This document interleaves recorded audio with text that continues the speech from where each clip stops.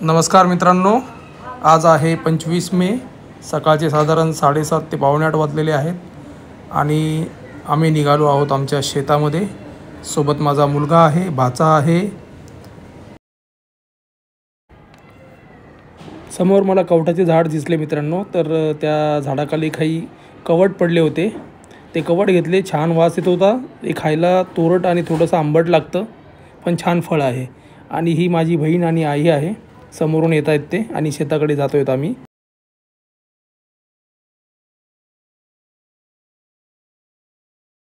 बोल बोल बोल किती भारी त्याचं झाड आहे। आपण याला दसऱ्याला याचा उपयोग करतो सोनं म्हणून। इकडे विहीर आहे, त्याच्यावरती सोलर लागलेला आहे आणि इथे ही यांची राहण्याची व्यवस्था आहे। हा इकडे गोठा आहे जनावरांचा आणि इथे गाय आणि म्हशी दिसत आहेत तुम्हाला। तिकडे बैल आहेत, खूप कलरफुल दिसत आहेत। आणि ही आमची फलटण, समोर आम्ही शेतामध्ये जातोय आमच्या।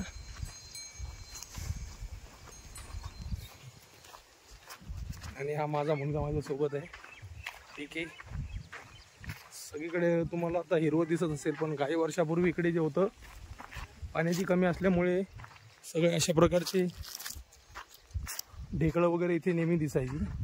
पण आता पाण्याची व्यवस्था आहे, लोकांनी कॅनलवरून पाईपलाईन्स केल्यामुळे तुम्हाला इथे ऊस दिसत असेल सगळीकडे।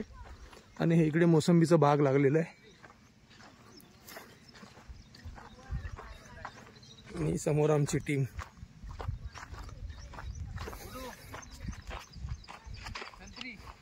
मित्रांनो, हे जे दिसतंय तुम्हाला, ही ज्वारी लावलेली आहे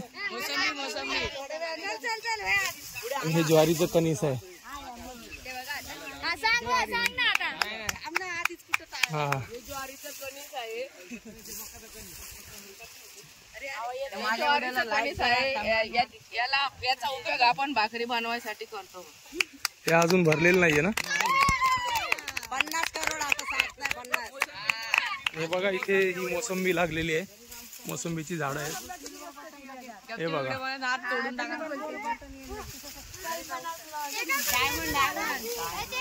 हे शेतातील जे पाचट वगैरे असतं सगळं पीक काढल्यानंतर ते इथे यांनी पेटवून दिलेलं आहे आणि सर्व शेत त्यांनी अशा प्रकारे साफ करून घेतलं आहे पुढच्या पेरणीसाठी।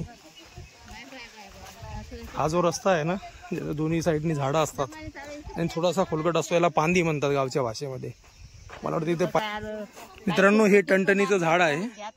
तुम्हाला जर काही लागलं, जखम वगैरे झाली ना, तर याला पिळून याचा रस काढून तुम्ही त्याला लावलात तर ती जखम पण बरी होते। हा बघा, हा अशा प्रकारे ह्याला टणटणी म्हणतात। खूप प्रकारचे यूज आहेत त्याचे। खरचटला किंवा कापला वगैरे तरी तुम्ही त्याचा पाला पिळून तिथे लावला तर ते बरं होतं।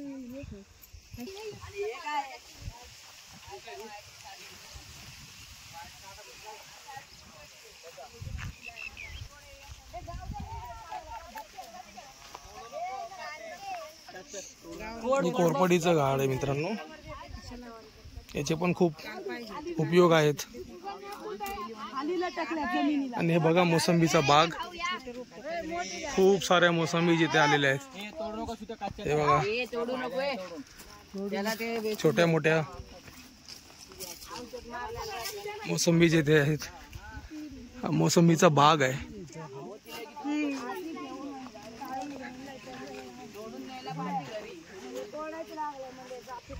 मित्रांनो, हे बघा, एकाच मोसंबीच्या झाडाला किती मोसंबी आलेल्या आहेत। आता या छोट्या आहेत साईज मध्ये, काही एखाद महिन्यामध्ये बघा याची साईज मोठी होईल। केळा भेटले, केळा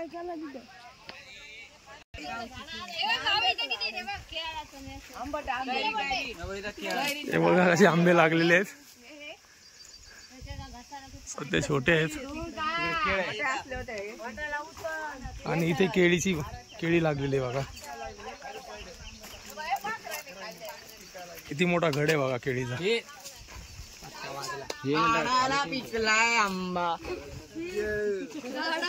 आणि हा इथे पडलाय, तो पक्ष्यांनी खाल्लेला आहे, ते पाखरांनी खाल्लेले आहेत पिकलेले आंबे। हा बघा, हा तुम्ही जर खाल्ला तर खूप गोड लागतो। हा इथे पडलेला आहे, आपण खाऊन पाहू याला.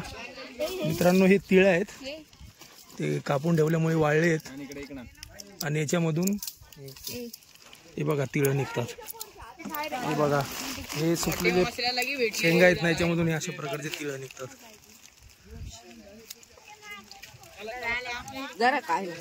पण आता हल्ली सगळीकडे ट्रॅक्टर्स वगैरे झाल्यामुळे तुम्हाला बैल किंवा इवन गाई म्हशी सुद्धा खूप कमी दिसतात. कारण आता डेअरीवरची दूध पिण्याची किंवा पिशव्यातलं दूध पिण्याची लोकांना सवय लागलेली आहे. जीवन आधुनिक होत चाललंय. पण मित्रांनो खरं जे जीवन आहे माझ्या मते ते गावाकडे ऑर्गॅनिक शेती वगैरे किंवा जे शेतीतलं तुम्ही जर खात असाल तर तुम्हाला नक्कीच आयुष्यामध्ये आनंद मिळेल. हे दिसतंय ही गावरान भाषेमध्ये याला सरकी म्हणतात. तुम्ही कॉटन म्हणू शकतो किंवा कापूस, अशा प्रकारे इकडे लावलेला आहे. थोडाफार आता शिल्लक राहिलेला आहे, पण जो खूप अगोदर जो आलेला असेल तो सर्व त्यांनी वेचून घेतला असेल आणि कदाचित विकलंही असेल. तुम्हाला थोडासा मी त्याचा क्लोजअप दाखवतो की कशा प्रकारे कापूस वगैरे येतो.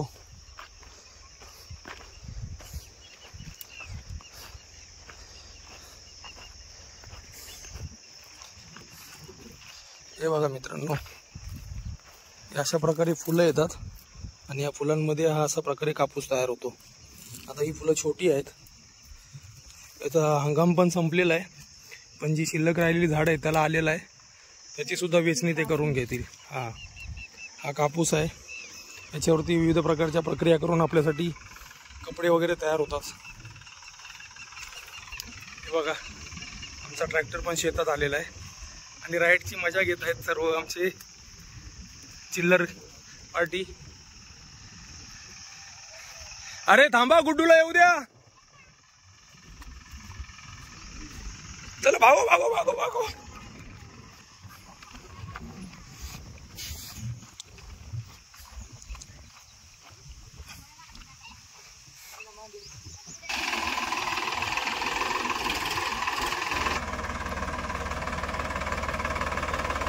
ट्रॅक्टर चालवण्याचा पहिला अनुभव.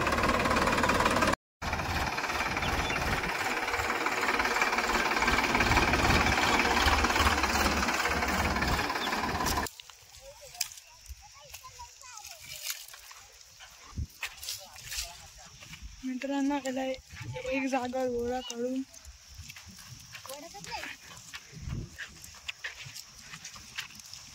आणि आमच्या दोन भाषा सगळ्यात आळशी फक्त ऍक्टिंग करतात व्हिडिओ साठी.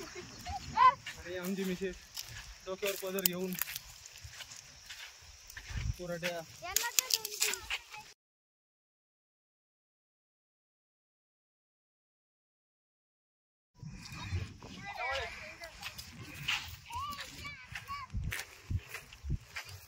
अशा प्रकारे वेचणी करून हे असे भारे बनवून त्याला बांधावर एका ठिकाणी आणून ठेवतात आणि नंतर हे जाळण्यासाठी घरी घेऊन जाऊ शकतो.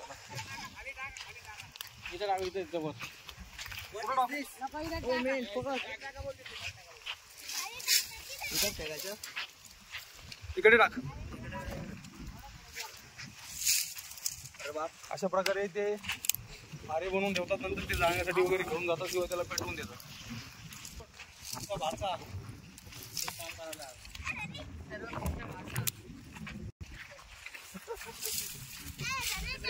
चल दे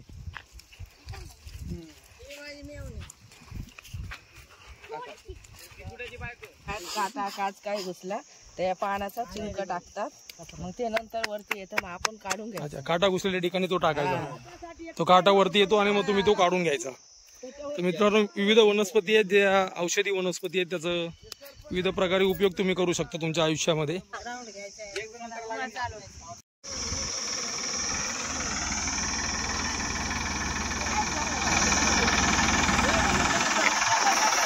मित्रांनो हे बघा भेंडीचं झाड आलेलं आहे आणि हे भेंडी लागली याला. पहिलं फुल येते बघा, पहिलं असं फुल येतंय आणि नंतर भेंडी येते.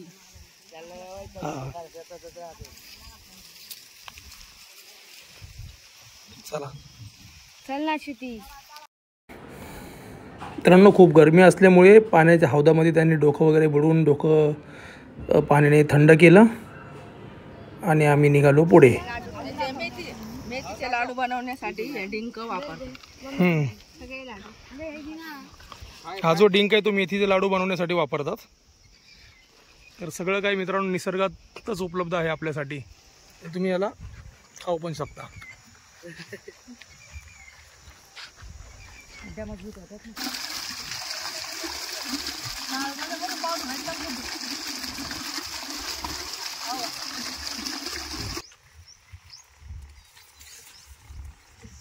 तर मित्रांनो आम्ही आता शेतात सर्व फिरून वगैरे खूप भन्नाट असा अनुभव आम्ही घेतला.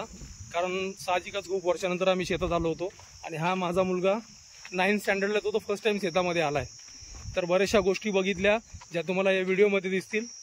तर हा व्हिडिओ तुम्हाला कसा वाटला नक्की कमेंट करून सांगा. आणि तुम्ही जर कधी गावी गेलात शेतात नक्की जा, अनुभव घ्या आणि तुमचा असलेला अनुभव मला कमेंटमध्ये सांगा. चला मित्रांनो, बाय. पुन्हा भेटू एका